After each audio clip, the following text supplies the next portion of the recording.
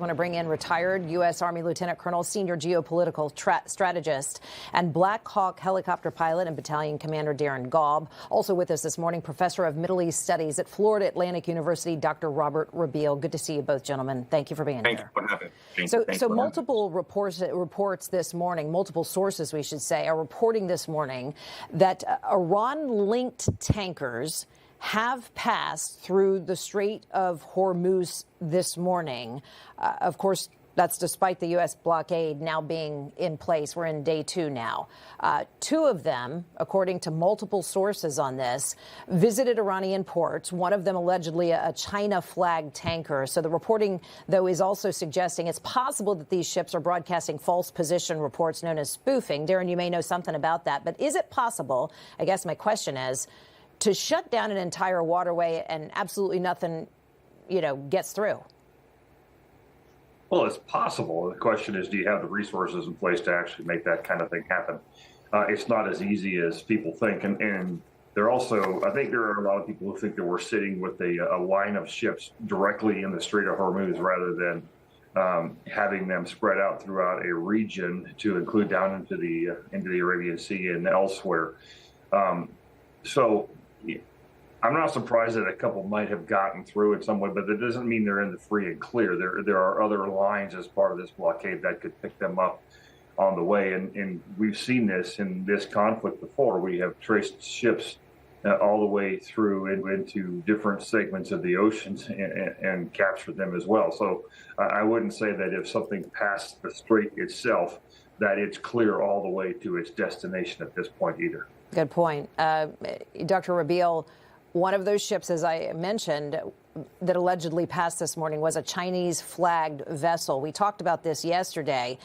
What happens if and when China challenges us on a transit through the strait? Well, it's a very difficult situation then you will have, and I don't think China will challenge us. I think that if the United States allowed the Chinese ship to pass, because really the president most likely would like to speak with the president of China, because you still have communication between us and the Chinese. And true that we know that China is giving weapons to the Iranians, but still, they play the role in getting the Chinese, in getting the Iranian to Pakistan. So I really think now probably you have certain serious talks going on between the United States and China regarding the Chinese ships. Now, I would say something. Oil, I don't know. This is probably they will pass. Probably United States will give them a pass. But also United States is going to make sure that China will not transfer there any weapons. So I think if those ships, or if United States suspected that those ships have weapons, I think United States will immediately stop it. Yeah, the president was pretty clear on that. He was pressed on that detail yesterday. And China has floated and strongly urged peace in the region, too. Meanwhile, Pakistan is suggesting that we get back to the table and that we start a new round of talks. The president was very clear on that yesterday, saying when he was asked about it, that he doesn't care about getting back to the negotiating table. J.D. Vance, though, would not be expected to return in person if these talks were to resume. We're understanding they might be something called technical talks. And the president continued yesterday, Darren, saying that Iran is still calling, suggesting they're ready to make a deal. Are you optimistic that we could get back to the negotiating table here, Darren? Well, we could get back to the negotiating table, but I don't think they're going to be serious about being there in the first place. And Iran is following the same tactic of, their proxies. That's with Hamas tried this. Hezbollah will keep trying it. Houthis have yet to, but they don't have to just because of where they are geographically. And that's saying we're going to come to the table. We want to negotiate. We want to do things because we want to make sure that clock keeps running and delays things, because we're seeking some sort of advantage anywhere we can get it. And time would be on their side to an extent if they were able to do so. I don't think Iran at this point, regardless, is a serious negotiator and actually wants to achieve some sort of peace or a deal. And that's just the nature of their ideology, the nature of the fact that they're on a messianic mission to destroy Israel and the United States in any way they can.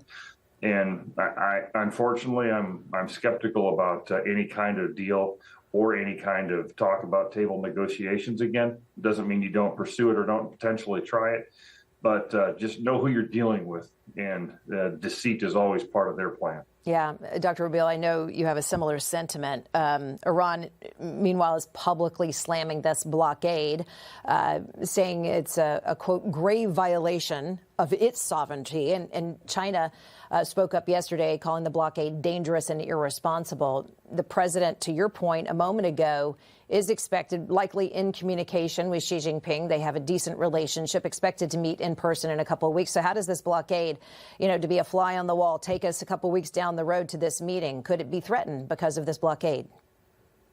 Well, I think that the United States has, or the president has really outsmarted the Iranians. The Iranians took it for granted, they're going to take us hostage and take the Arab Gulf hostage. And the president came and he said, listen, if you want to do that, I'm going to put the blockade. So here, much is going to really rest on what kind of a discussion and what's the discussion they're going to be about and their results when the president speaks with President Xi. It's going to be a very important discussion. So really, I am not sure what's going to happen, but I am sure for one thing, that I think United States will indeed control the Hormuz Strait and will indeed, as a matter of fact, ban any ships going to Iranian ports.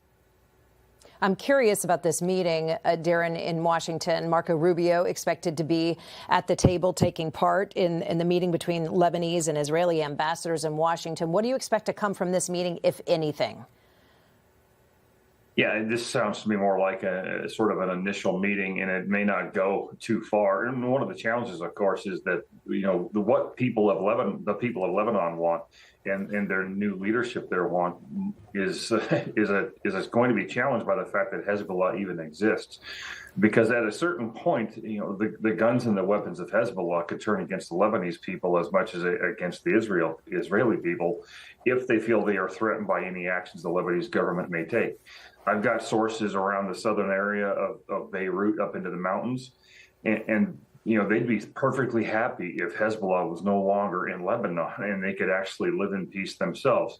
So Hezbollah is a thorn in the side of both sides. And I think that right now we're just kind of sniffing each other out a little bit to see where we're at on the potential actions that could take place against Hezbollah, not only by Israel, but by the Lebanese government, who, by the way, is also partly treaty tied a little bit with what happened with Hezbollah.